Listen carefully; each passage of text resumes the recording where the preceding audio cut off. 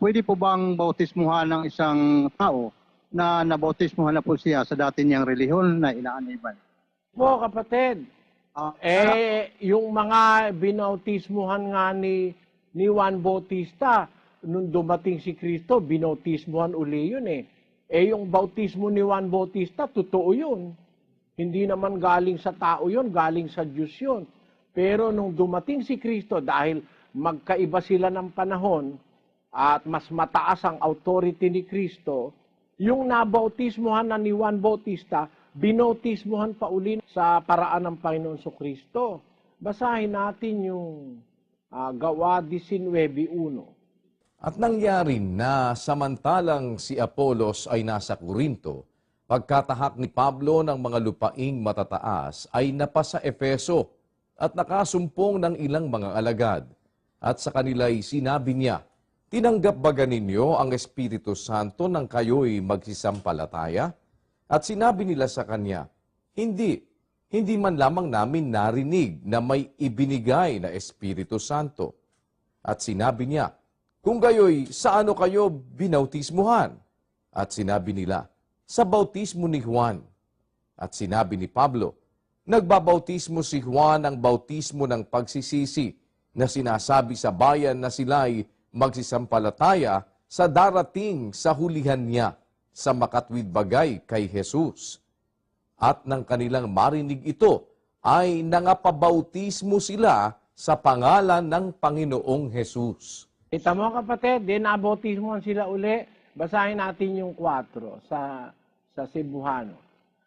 Ug si Pablo miingon, si Juan nagbautismo sa paghinulsol, nga nagapamulong sa katauhan, nga managtuo sila sa muabot sa ulahi niya, nga kung sayron si Jesucristo. Busa sa pagkadungog nila nini, gibautismuhan sila sa ngalan sa Ginoong Jesus. Nabautismuhan na sila sa panahon ni Juan, nabautismuhan sila uli. Mas tama kasi yung kay Kristo, pero hindi naman mali yung kay Juan. Ngayon, sa tanong mo, naanib ka sa ibang relihiyon, naanib ka na, binautismuhan ka na, kailangan ka pa ba uling bautismuhan? Kung yung bautismong tama, binautismuhan pa uli dahil mas mataas ang authority ni Kristo kaysa kay Juan. Lalo na kung ang iglesyang inaniban mo United Pentecostal Church, mali yan dapat mabautismuhan ka uli dahil mali yung bautismo mo riyan, kapatid. Pangalan pa lang yan, mali na Wala sa Biblia yung Pentecostal Church. Kahit saan Biblia mo basahin, walang Pentecostal Church. Ang church sa Biblia, Church of God. Yan ang nasa Biblia, Iglesia sa Diyos.